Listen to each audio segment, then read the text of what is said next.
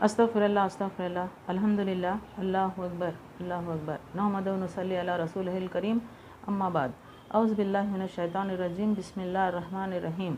आज का मौजू है नबी करीम का शर्फ़ फ़ज़ल और आप सल्लल्लाहु अलैहि वसल्लम पर दुरूद व सलाम पढ़ने का हुक्म। सूरह अल अहज़ाब आयत 56। इन्नल्लाहा व मलाइकतुहु युसल्लूना अलन नबी या अय्युहल्लज़ीना आमनु सल्लु अलैहि व सल्लिमु तस्लीमा।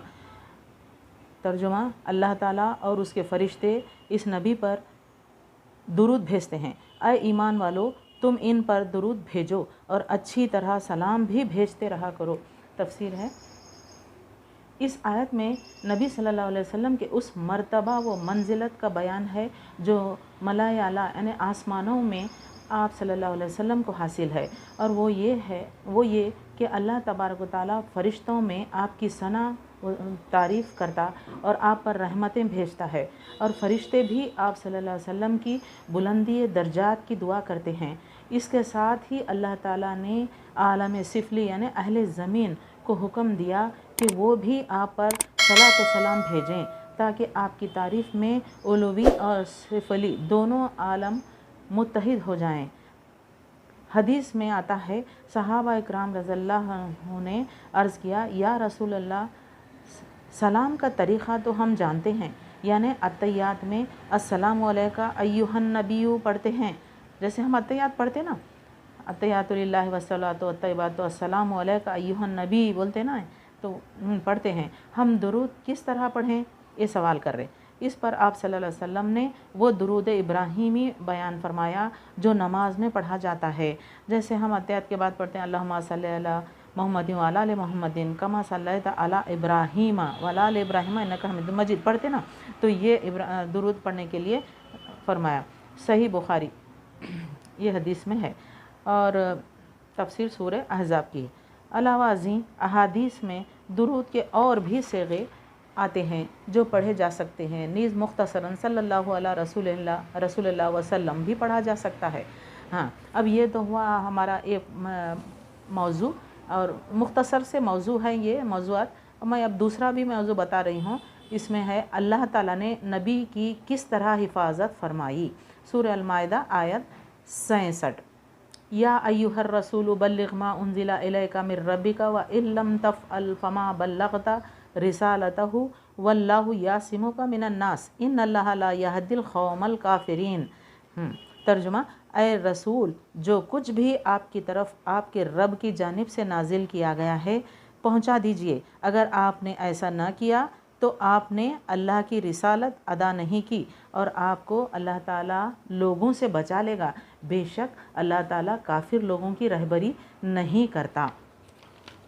हाँ, अब यहाँ देखिए तफसीर में इस हुक्म का मफाद ये है कि जो कुछ आप पर नाजिल किया गया है बिला कम व कास्त, यानी कभी कोई किस्म का खौफ नहीं रखना।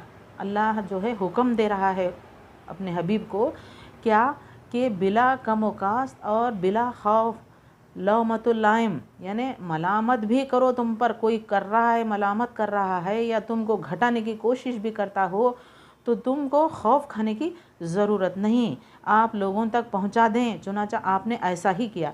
हज़रत आयशा रज़ियल्लाहु अन्हा फरमाती हैं कि जो शख्स ये गुमान करे कि नबी सल्लल्लाहु अलैहि वसल्लम ने जो कुछ छुपा लिया, यानी यकीनन झूठ कहा। अभी लोग जो है ये समझते हैं कि नबी सल्लल्लाहु अलैहि वसल्लम ने कुछ छुपा कर बोल रहे हैं, कुछ चीज़ें पूरी नहीं बता रहे हैं, कुछ छुपा रहे हैं, तो ऐसा कुछ भी नहीं है, ये सब झूठ है। सही बुखारी में है।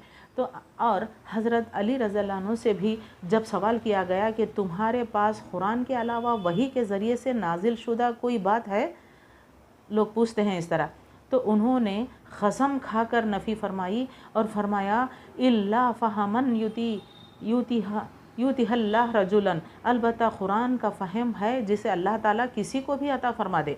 तो हज़रत अली क्या फरमाते हैं कि कुरान को समझने के लिए किसी को पाबंदी नहीं है, कोई भी ये समझदारी से अच्छी तरह से समझ के पढ़ सकता है, अल्लाह सबको अता फरमा दे। सही बुखारी में। और हज्जतुल विदा के मौके पर आप सल्लल्लाहु अलैहि वसल्लम ने सहाबा के 1 लाख या 1,40,000 के जम गफ़ीर में फरमाया, जम गफ़ीर यानी ज़बरदस्त हुजूम था, तो आप हज्जतुल विदा के वक्त इतने बड़े हुजूम में क्या फरमाया, तुम मेरे बारे में क्या कहोगे। अपनी उम्मत से पूछ रहे हैं आप, फरमा रहे हैं तुम मेरे बारे में क्या कहोगे। तो उन्होंने कहा नशहदु अन्नका क़द बल्लग़ता व अद्दैता व नसहता, हम गवाही देंगे आपने अल्लाह का पैगाम पहुंचा दिया और अदा कर दिया और खैर ख्वाही फरमा दी। आप सल्लल्लाहु अलैहि वसल्लम ने आसमान की तरफ उंगली का इशारा करते हुए फरमाया अल्लाहुम्मा हल बल्लग़तु, 3 मरतबा कहा, और अल्लाहुम्मा अशहदु, ये 3 मरतबा सही मुस्लिम में है। यानी ऐ अल्लाह, मैंने तेरा पैगाम पहुंचा दिया, तू गवाह रह, तू गवाह रह, तू गवाह रह। तो हुजूर जो है अपनी उम्मत पर यकीन ना करते हुए ये कभी भी मुकर सकते हैं, कभी नहीं भी बता रहे हैं, तो ये अल्लाह को ही गवाह बना रहे हैं हुजूर कि या अल्लाह तू ही गवाह रहे, तू ही गवाह रहे। 3 बार इस तरह से फरमाया आपने आसमान की तरफ इशारा करके। तो ये हिफाजत अल्लाह ताला ने मौजज़ाना तरीक़े पर भी फरमाई और दुनियावी असबाब के तहत भी। दुनियावी असबाब के तहत इस आयत के नुज़ूल से बहुत क़ब्ल अल्लाह ताला ने आपके चचा अबू तालिब के दिल में आपकी तबई मोहब्बत डाल दी, यानी अब उनके भतीजे थे ना आप, और वो आपकी हिफाजत करते रहे। इनका कुफ्र पर क़ायम रहना भी इन्हीं असबाब का एक हिस्सा मालूम होता है, क्योंकि अगर वह मुसलमान हो जाते तो शायद सरदारान क़ुरैश के दिल में इनकी हैबत व अज़मत न रहती जो इनके हम मज़हब होने की सूरत में आखिर वक्त तक रही। हाँ, तो अब अबू तालिब जो आपके चचा थे, आपकी परवरिश उन्होंने की, तो अब आपको एक किस्म का खौफ भी था कि सरदारान क़ुरैश जो है मेरे इज़्ज़त करते हैं और वो जो है मेरे ख़िलाफ़ भी हो सकते हैं। तो ये बात को महसूस किया गया है। फिर इनकी वफ़ात के बाद अल्लाह ताला ने बाज़ सरदारान क़ुरैश के ज़रिए, फिर अंसार मदीना के ज़रिए से आपका तहफ़्फ़ुज़ फ़रमाया। फिर जब ये आयत नाजिल हो गई, अब ये देखिए, ये तो आयत नाजिल होने से पहले की बातें हैं जो अल्लाह ताला ने तबई मोहब्बत डाल दी, यानी उनके जो ख़ानदानी लोग थे, उनके हसब नसब से थे अहले क़ुरैश, यानी आपके चचा, तो उनके ज़ेर निगरानी में, उनके ज़ेर परवरिश में आप रहे हैं। और उसके बाद जो है सरदारान क़ुरैश और फिर अंसार मदीने के अंसार लोग इनकी परवरिश करते रहे। फिर उसके बाद ये आयत नाजिल हुई, तो आप सल्लल्लाहु अलैहि वसल्लम ने तहफ़्फ़ुज़ के ज़ाहिरी असबाब, अब ये जो लोग तहफ़्फ़ुज़ करते रहे आपकी का तहफ़्फ़ुज़ जो हुआ है जैसे पहरे वग़ैरह, तो ये उठवा दिए। इसके बाद बारहा संगीन ख़तरे पेश आए, लेकिन अल्लाह ने हिफाजत फरमाई। चुनाचा वही के ज़रिए से अल्लाह ने वक्तन फ़क्तन यहूदियों के मकर व कैद से मुत्तल्ले फरमाकर ख़ास ख़तरे के मौके पर बचाया। तो यहाँ पर देखिए, ऐसे यहूदियों का जो है मकर व फ़रेब चलता रहा उस वक्त, तो आप अल्लाह ताला ने आपकी हिफाजत के लिए वही भेजते रहे और ये आने वाले ख़तरात से आगाही होती रही। तो और घुमसान की जंगों में, यानी बहुत ही जंगी माहौल रहा, बहुत बड़ी बड़ी फ़ौजों के साथ जंग भी होती रही। तो इसमें कुफ़ार के इंतहाई पुरख़तर हमलों से, अब ये काफिर लोग जो है इंतहाई ख़तरनाक जंगें लड़ा करते थे, बड़ी बड़ी फ़ौजें लाते थे, लश्कर बड़ा रहता था इनका, तो पुरख़तर हमलों से भी आपको महफूज रखा। तो ये रहा, अल्लाह ताला ने अपने प्यारे हबीब की हिफाजत इस तरह से फरमाई है। तो हमें ये जानना ज़रूरी है कि अल्लाह ताला ने अपने नबी को किस तरह हिफाजत फरमाया, क्योंकि उस ज़माने में बहुत सारे आपके दुश्मन थे और इनके अहले क़ुरैश कुफ़ार मक्का, तो आप कैसे बचे, ये हमको तशवीश भी तो होते रहती है ना, तशवीश होती है कि कैसे बचे, कोई भी इन पर ऐसा कर सकता। तो अल्लाह ताला किस तरीक़े से आपकी हिफाजत फरमाया है, कभी गारों में भी हिफाजत फरमाया, आपको जो है अपने सहाबा के इर्द गिर्द सहाबा रहा करते थे, तो ये तमाम माहौल से जो है आप बच के रहे हैं। तो अल्लाह की ये मसलहत है, अल्लाह जिसको चाहे वो बचा लेता है। तो वो अल्लाह की मशीयत क्या है, वो अपने नबियों पर कभी कोई ख़तरा आने नहीं देता। अब इस तरह से پہلے کے انبیاؤں میں بھی ایسا ہوا ہے، جیسے عیسیٰ علیہ السلام پر بھی ان کی سرکش قوم جو ہے آپ پر خطرناک طریقے سے تو ان کی جان لینے پر تلے ہوئے تھے، تو اللہ تعالیٰ نے ان کو آسمان پر اٹھا لیا تھا۔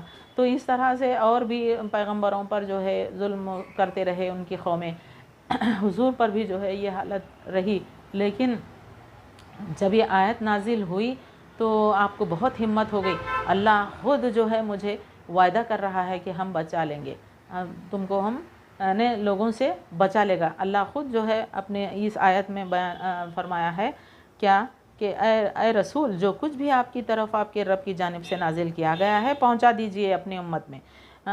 اگر آپ نے ایسا نہ کیا تو آپ نے اللہ کی رسالت ادا نہیں کیا، اب اتنی نہیں کی تو اتنا اسٹرکٹ بتا رہا ہے اللہ کی سختی سے، اور آپ کو اللہ تعالیٰ لوگوں سے بچا لے گا۔ جب اللہ ہی وعدہ کر رہا ہے تو آپ کو کس بات کا خوف ہے؟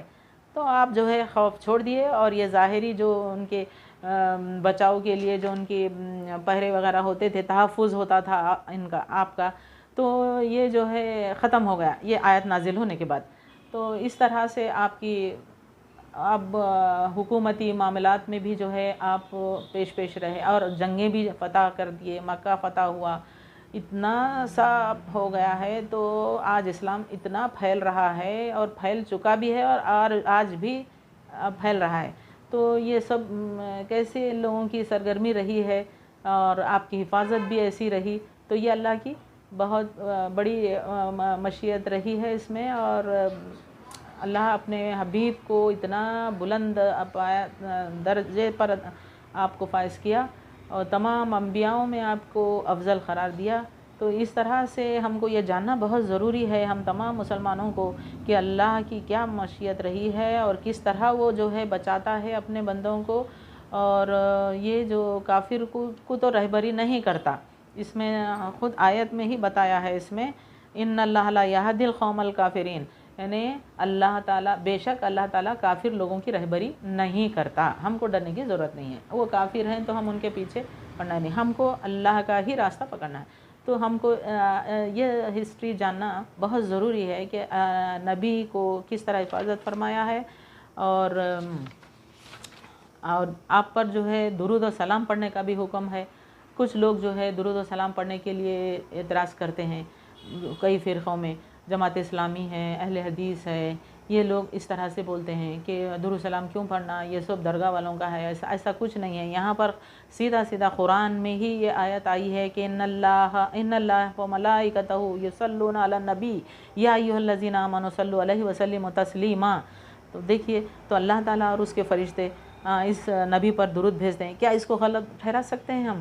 قرآن کی کوئی آیت کو ہم غلط نہیں ٹھہرا سکتے، تو یہ ہم کو درود اور سلام بھیجنا چاہیے۔ ارے اللہ تعالیٰ کا حکم ہے یہ، اور آپ کا حکم جو ہے تحفظ، یہ جو اس میں بتایا ہے نبی کی حفاظت فرمائی، تو اللہ تعالیٰ ان کی حفاظت کے لیے جو ہے یہ آیت حکم جاری کیا کہ تم جو ہے میرے بتائے ہوئے آپ نے ایسا نہ کیا تو آپ نے اللہ کی رسالت ادا نہیں کی۔ تو اس طرح سے جو ہے کنڈیشن رکھا ہے اللہ نے، تو ظاہر بات ہے تو اللہ تعالیٰ ہم کو بچانے والا ہے، صاف الفاظ میں ہے، آپ کو اللہ تعالیٰ لوگوں سے بچا لے گا، نبی کو فرماتا ہے۔ تو بے شک اللہ تعالیٰ کافر لوگوں کی رہبری نہیں کرتا۔ تو ہم کو یہ بھی جاننا بہت ضروری ہے کہ نبی کی حفاظت اس طرح فرمایا ہے، تو ہم بھی ان کی امت ہے، تو اگر ہم اسی راستے پر چلیں، ہماری سنت کی پیروی کریں، تو اللہ تعالیٰ ہمیں بھی اس طرح بچا لے گا۔ تو ہم ان کافروں کی طرف سے دور ہی رہنا چاہیے۔ تو یہ کافر لوگ جو ہے غلط افواہیں پھیلاتے ہیں، اسلام کو بدنام کرتے ہیں، تو یہ ساری چیزوں پر دھیان نہیں دینا چاہیے۔ تو یہ مجھے تو بہت اچھا لگا، یہ دونوں موضوعات چھوٹے ہیں لیکن بہت ہی درد بھرے ہیں، اور صحیح سبق آموز ہیں۔ یہ ہم کو کیسے رہنا چاہیے، اللہ کیا، اس کی مصلحت کیا ہے، اس کی مشیت کیا ہے، تو یہ ساری چیزیں بہت ہی معنی رکھتی ہیں ہم مسلمانوں پر۔ تو ہم کو کبھی بھی جو ہے